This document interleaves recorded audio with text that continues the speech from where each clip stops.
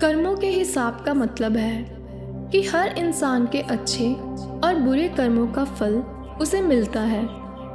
इसे कर्म का सिद्धांत या कर्म फल भी कहते हैं। अच्छे कर्मों का अच्छा फल और बुरे कर्मों का बुरा फल मिलता है।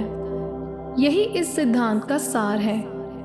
कहा जाता है कि कर्म करते समय ही आत्मा को उनके अच्छे बुरे होने का एहसास हो जाता है। हर कर्म का हिसाब होता ही होता है, चाहे वह अच्छा हो या बुरा, और इंसान को अपने किए कर्मों को भुगतना ही पड़ता है, चाहे हंसकर या रोकर। इसलिए कहते हैं कि बुरा मन बुरे कर्मों को पैदा करता है और अच्छा मन अच्छे कर्मों की ओर ले जाता है। लेकिन यह भी है कि अच्छे कर्म अच्छा मन तैयार करता है और बुरे कर्म बुरा मन तैयार करता है। और यही एक चीज़ है जिसके कारण हम इस दुनिया में बसे हुए हैं। हम कभी भी अपने आप को पहचान नहीं पाते। हमसे हमारी पहचान तभी हो सकती है जब हमारा कर्मों का हिसाब किताब बंद हो जाए। लेकिन हमारे कर्मों का हिसाब किताब होगा और उसके लिए क्या करना होगा। तो आज हम इस कहानी के ज़रिए जानेंगे कि क्या होते हैं कर्म और कैसे इनको ख़त्म किया जा सकता है, जो हम सबके लिए बहुत ही ज़रूरी है। तो इस वीडियो को अंत तक ज़रूर देखें, क्योंकि आधी अधूरी जानकारी भी खतरनाक हो सकती है। तो शुरू करते हैं हम अपनी आज की कहानी। एक बार की बात है, एक गांव में एक गुरु अपना प्रवचन दे रहे थे और उन्होंने कर्मों के बारे में बताया और कहा कि जब तक कर्मों का हिसाब किताब बराबर नहीं होगा तो आप हमेशा यहीं फंसे रहेंगे और दुखों के पिटारे उठाते ही रहेंगे। गुरु ने अपना प्रवचन समाप्त किया। वहाँ सभी लोगों ने गुरु का प्रवचन सुना और सब जाने लगे, पर वहाँ पर एक व्यक्ति बैठा रहा। वह व्यक्ति बाद में गुरु के पास आया और कहा, गुरुजी, आप कहते हैं कि कर्मों के हिसाब किताब से मुक्त हो जाओ, पर कर्मों के हिसाब किताब से मुक्त कैसे हुआ जाता है? गुरु ने कहा, तुम कितना कर्जा लेकर उसे उतारने की क्षमता रखते हो? व्यक्ति ने कहा, गुरुजी, मैं 10 सोने के सिक्के कर्ज में लेकर उसे उतारने की क्षमता रखता हूँ। गुरु ने कहा, अगर तुम जानना चाहते हो कि कर्मों का हिसाब किताब कैसे समाप्त होता है, तो तुम 50 सोने के सिक्के कर्ज में ले लो 6 महीने के लिए। व्यक्ति ने कहा, ठीक है गुरुजी, मैं ऐसा ही करता हूँ। उस व्यक्ति ने नगर के ही एक धनी सेठ से 50 सोने के सिक्के उधार ले लिए और उन्हें अपने पास रख लिया। 6 महीने का समय तय हुआ था, वह भी बीत गया। 6 महीने बाद वह सेठ वापस आया और उसने 50 सोने के सिक्के और उनका ब्याज वापस मांगा। उस व्यक्ति ने 50 सोने के सिक्के उस सेठ को वापस दे दिए। सेठ ने कहा, यह तो ठीक है, लेकिन यह तो ब्याज हुआ, मेरा मूल्य कहाँ है? उस व्यक्ति ने कहा, सेठ जी, मैंने आपके द्वारा दिए गए 50 सोने के सिक्कों का कोई इस्तेमाल नहीं किया है। जैसे आपने दिए थे वैसे ही आज तक रखे हैं। मेरे पास यही है और कुछ नहीं है।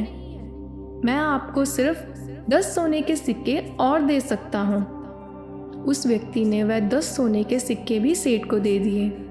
सेठ ने कहा, देखो, मुझे इस बात से कोई मतलब नहीं है कि तुमने मेरे धन का इस्तेमाल किया है या नहीं किया है।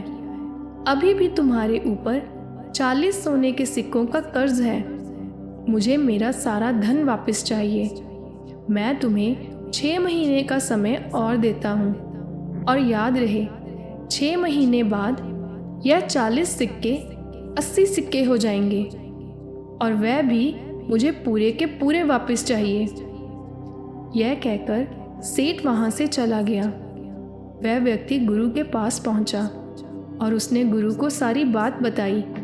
गुरु ने कहा, अब तुम्हारे ऊपर कितना कर्जा है? व्यक्ति ने कहा, गुरुजी, अभी भी मेरे ऊपर 40 सोने के सिक्कों का कर्ज बाकी है। गुरु ने कहा, कर्मों के हिसाब किताब को कैसे समाप्त किया जा सकता है? अगर यह समझना है तो तुम मेरे पास तब आना जब तुम्हारा सारा कर्जा चुक जाए। अब जाओ और अपना कर्जा चुकाओ। धीरे धीरे 6 महीने गुजर गए और वह सेठ वापस आया। उसने उस व्यक्ति से कहा, तुमने अभी तक मेरा कर्ज नहीं लौटाया है। अब तुम्हारे ऊपर 80 सोने के सिक्कों का कर्ज है। व्यक्ति ने कहा, मैंने जो आपसे 50 सिक्के लिए थे वह मैं आपको दे चुका हूँ, और मेरे पास जो थे वह भी मैं आपको दे चुका हूँ। अब मेरे पास कुछ भी नहीं है, मैं नहीं दे सकता। यह सुनकर सेठ आग बबूला हो गया। वह उस व्यक्ति को बुरा भला बोलने लगा और उसके साथ बदतमीजी करने लगा और उसे धमकी देते हुए कहा, मैं बहुत दयालु हूँ, इसलिए तुम्हें फिर से 6 महीने का समय दे रहा हूँ। अगले 6 महीने में मेरा सारा कर्जा उतार देना। 6 महीने बाद मैं फिर से वापस आऊँगा। वह व्यक्ति भागकर गुरु के पास पहुँचा और गुरु से कहा, गुरुजी, मैंने तो सिर्फ कर्मों का हिसाब किताब कैसे समाप्त किया जाता है इस बारे में आपसे जानना चाहा था, और आपने तो मुझे कर्ज के जाल में फंसा दिया। गुरु ने कहा, मुझे बताओ, तुम्हारे ऊपर अब कितना कर्जा है? व्यक्ति ने कहा, अगले 6 महीने में मेरा कर्जा 160 सोने के सिक्के हो जाएगा। मैं यह कहाँ से लाकर दूंगा? आप ही मुझे कोई रास्ता दिखाएं गुरुजी। गुरु ने उस व्यक्ति को 10 सोने के सिक्के दिए और कहा, जो भी तुम्हें सबसे ज़्यादा ज़रूरतमंद व्यक्ति दिखाई दे, जिसे 10 सोने के सिक्कों की ज़रूरत हो, उसकी मदद कर देना और मेरे पास 6 महीने बाद आना। उस व्यक्ति ने ऐसा ही किया। एक व्यक्ति मुसीबत में था। वह कई लोगों के पास जा चुका था, पर उसकी मदद कोई भी नहीं कर रहा था। उस व्यक्ति ने उस ज़रूरतमंद व्यक्ति को 10 सोने के सिक्के देकर मदद कर दी। धीरे धीरे 6 महीने बीत गए और वह सेठ फिर से वापस आया। उसने बुरा भला बोलते हुए उस व्यक्ति से कहा, मेरा कर्जा कहाँ है? मुझे आज के आज ही अपना सारा धन वापस चाहिए, नहीं तो मैं तेरे बेटे को अपने साथ लेकर चला जाऊंगा, और जब तक तू कर्ज नहीं उतारेगा तब तक वह मेरे यहाँ नौकर बनकर रहेगा। उस व्यक्ति ने कहा, सेठ, ऐसा मत करो, मैंने तुम्हारा क्या बिगाड़ा है? मैंने तुम्हारा धन भी वापस कर दिया है, फिर भी तुम हर 6 महीने बाद वापस आते हो और मुझे बुरा भला बोलते हो, मुझे परेशान करते हो। कर्जा मैंने लिया है, मेरे बच्चों ने नहीं। सेठ ने उस व्यक्ति को एक थप्पड़ मार दिया और चिल्लाते हुए कहा, सिर्फ 10 दिन, आखिरी बार 10 दिन का समय दे रहा हूँ। 10वें दिन या तो तुम मेरा कर्ज उतार देना, नहीं तो तुम्हारा बेटा मेरे यहाँ नौकर बनकर रहेगा जब तक कि तुम मेरा कर्जा नहीं उतार देते। वह व्यक्ति बहुत दुखी था। वह गुरु के पास आया और कहा, गुरुजी, मैं सिर्फ आपसे कर्मों का हिसाब किताब कैसे ख़त्म होता है यह पूछ रहा था, और आपने मुझे किस जाल में फंसा दिया है। गुरु ने कहा, अब तुम्हारे ऊपर कितना कर्जा है? व्यक्ति ने कहा, मुझे 180 सोने के सिक्के देने हैं। गुरु ने उस व्यक्ति को 150 सोने के सिक्के देते हुए कहा, यह 150 सोने के सिक्के हैं, इससे तुम अपना कर्ज उतार लो। व्यक्ति ने कहा, लेकिन गुरुजी, मेरे ऊपर कर्जा 180 सोने के सिक्कों का है, वह 30 सोने के सिक्के मैं कहाँ से लाऊंगा? और ये 30 सोने के सिक्के आने वाले समय में बढ़ते ही चले जाएंगे और मैं ऐसे ही कर्ज के जाल में फंसा ही रह जाऊंगा। गुरु ने कहा, वह सब मैं नहीं जानता, अभी तो मैं तुम्हें इतना ही दे सकता हूँ। 30 सोने के सिक्के तुम कहाँ से लाओगे, वह तुम देखो। उस व्यक्ति ने अपनी जान पहचान, रिश्तेदारी, दोस्तों में सबसे मदद मांगी, पर किसी ने उसकी मदद नहीं की। किसी ने उसे 30 सोने के सिक्के नहीं दिए, क्योंकि सब जानते थे कि यह पहले से ही कर्ज में डूबा हुआ है। हमारा धन कहाँ से लौटाएगा। 10 दिन बीत गए और वह सेठ फिर से वापस आया और उसने उस व्यक्ति को बुरा भला कहते अपना कर्ज मांगा। उस व्यक्ति ने सेठ से कहा, अभी मेरे पास 150 सोने के सिक्के हैं, यह तुम रख लो, बाकी का तुम्हारा कर्जा मैं जल्द ही चुका दूंगा। सेठ ने वह 150 सोने के सिक्के लिए और कहा, जब तक तू सारा कर्ज नहीं चुका देता, तेरा बच्चा मेरे पास रहेगा। वह बच्चे को ज़बरदस्ती खींचकर ले जाने लगा। तभी एक व्यक्ति वहां आया और उसने वह 30 सोने के सिक्के उस सेठ के हाथ पर रख दिए और कहा, अपना धन पकड़ो और यहाँ से चले जाओ। और उस व्यक्ति से कहा, अब तुम्हें घबराने की कोई ज़रूरत नहीं है, तुम्हारा बच्चा तुम्हारे पास ही रहेगा और अब तुम्हारे ऊपर कोई कर्ज नहीं है। 6 महीने पहले तुमने मेरे बुरे समय में 10 सोने के सिक्के देकर मदद की थी। आज मैंने अपना कर्ज चुका दिया है। अपना सारा कर्ज चुकाने के बाद उस व्यक्ति को बहुत राहत मिली। कुछ दिन बाद वह गुरु के पास वापस पहुंचा और कहा, गुरुजी, मेरे साथ इतना कुछ हो गया, और वह इस सवाल की वजह से कि कर्मों का हिसाब कैसे होता है, कैसे कर्मों का हिसाब किताब समाप्त किया जा सकता है, खत्म किया जा सकता है, और इसका जवाब आपने मुझे आज तक नहीं दिया। गुरु ने कहा, इतने दिनों से मैं आपको जवाब ही तो दे रहा था। व्यक्ति ने कहा, मैं कुछ समझा नहीं गुरुजी। गुरु ने कहा, कर्म कुछ और नहीं, यह कर्ज है हमारे ऊपर। यह कर्ज जब तक नहीं चुकाया जाता, यह बढ़ता चला जाता है और फिर हमारे कर्मों का असर हमारे बच्चों पर भी पड़ने लगता है। एक राजा, एक अधिकारी या शक्तिशाली मजबूत व्यक्ति किसी कमज़ोर व्यक्ति या किसी को भी सताते हैं, उसके साथ अन्याय करते हैं, तब वह अधिकारी, राजा या मजबूत व्यक्ति कर्जदार हो जाता है उस कमज़ोर व्यक्ति का, उस गरीब व्यक्ति का, उस दुखी व्यक्ति का। और जब तक वह कर्ज नहीं चुकाएगा, तब तक वह सहता ही चला जाएगा, जैसे तुमने कर्ज लेकर सहा। और अगर तुम अपना कर्ज नहीं उतारते, तो तुम्हारा कर्ज बढ़ता ही चला जाता और तुम्हारे बच्चों तक को वो सहना पड़ता। मुझे बताओ कि कर्ज उतारने के बाद भी क्या वह सेठ तुम्हारे पास आता है? क्या तुम्हें वह अब बुरा भला कहता है? क्या तुम्हें अब भी उससे उतना ही डर लगता है? क्या अब भी तुम्हारे बीच कोई लेन देन बाकी है? उस व्यक्ति ने कहा, नहीं, अब मुझे उससे कोई डर नहीं लगता और ना ही उसके और मेरे बीच किसी तरह का कोई लेन देन है, और ना ही अब वो मुझे बुरा भला कहता है। गुरु ने कहा, ठीक इसी तरह जब कर्मों का कर्ज, उनका हिसाब किताब हम निपटा देते हैं, तब हम इस संसार से मुक्त हो जाते हैं और हमें इस संसार का कोई डर नहीं रहता, ना ही कोई दुख और ना ही कोई सुख रहता है। किसी भी कर्म से 2 स्थितियां पैदा होती हैं, या तो हम किसी के कर्जदार हो जाते हैं या कोई हमारा कर्जदार हो जाता है। और जब तक यह खेल चलता रहता है, तब तक कर्मों का चक्र भी चलता ही रहता है। हिसाब किताब बराबर करना है तो हमें कोई नया कर्ज नहीं लेना चाहिए, बल्कि पुराने कर्ज को उतार देना चाहिए।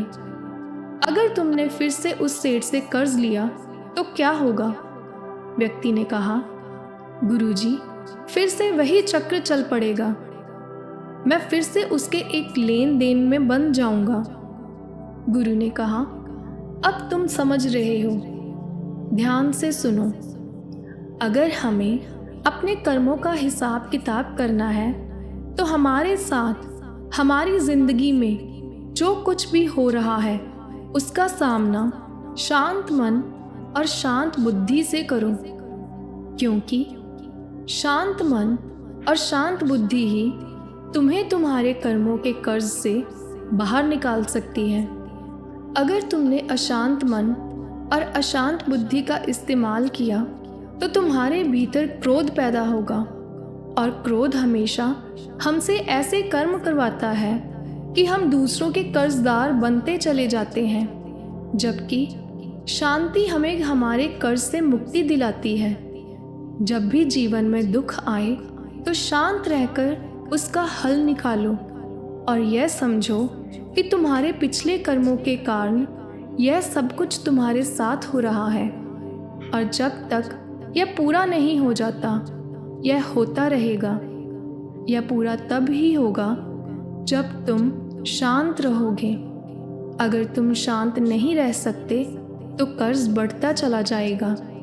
और याद रहे, खास बात यह है कि हमें नया कर्ज नहीं लेना है, हमें किसी के साथ कोई धोखा नहीं करना है, हमें किसी को नहीं सताना है, हमें गुस्सा नहीं करना है, हमें कुछ भी ऐसा नहीं करना है कि हम किसी के कर्जदार हो जाएं, बल्कि हमें अपने पुराने कर्ज चुकाने हैं और अपनी जिम्मेदारियों को पूरा करना है। और घबराना बिल्कुल नहीं है। चुनौतियों को स्वीकार करो, उनका हल निकालो, उनसे भागो मत। उस व्यक्ति ने कहा, गुरुजी, आपने बहुत समय लेकर बताया पर बहुत अच्छी तरह से समझा दिया। कर्मों का हिसाब किताब कैसे खत्म हो सकता है। अब मैं कोई कर्ज नहीं लूँगा और जो कर्ज मेरे ऊपर है कर्मों का उसे चुकाऊंगा। हो सकता है कि अभी भी आपको मेरी बात समझ में नहीं आई हो, पर देखना, जब दो लोग आपस में लड़ रहे होते हैं गुस्से में, तब वे एक दूसरे का कर्ज उतार रहे होते हैं और नए कर्ज एक दूसरे के ऊपर चढ़ा रहे होते हैं। इसलिए इनका कर्ज कभी उतरने वाला नहीं है। यह कभी भी कर्मों के चक्र से बाहर नहीं आने वाले। वे तभी कर्म के चक्कर से बाहर निकल सकते हैं जब वे अपना क्रोध शांत करके लड़ना बंद कर दें और नए कर्ज लेना बंद कर दें। पर ऐसा होता है क्या? हम रुकते हैं क्या? हम कभी नहीं रुकते। तो दोस्तों, इस कहानी से हमें यही शिक्षा मिलती है कि हम सब इस दुनिया में अपने कर्मों की वजह से आए हैं। जिसने जैसे कर्म किए हैं वो उस हिसाब से वहीं पैदा हुआ है। उसके माँ बाप, भाई बहन, दोस्त, मित्र, जगह, विवाह, बच्चे, सब कुछ उसके पिछले किए गए कर्मों के हिसाब से ही मिलता है।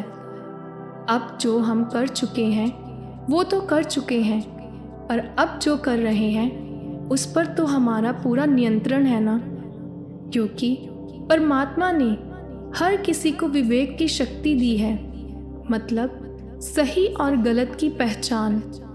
हर इंसान को कर्म करते पता होता है कि मैं सही कर रहा हूँ या गलत। तो हमें हमेशा अच्छा कर्म बनाना है, क्योंकि हमें अपने कर्म खत्म करने हैं। अगर लड़ाई बहस बढ़ाओगे तो और नया कर्म बनाओगे और फिर उसे भुगतना पड़ेगा।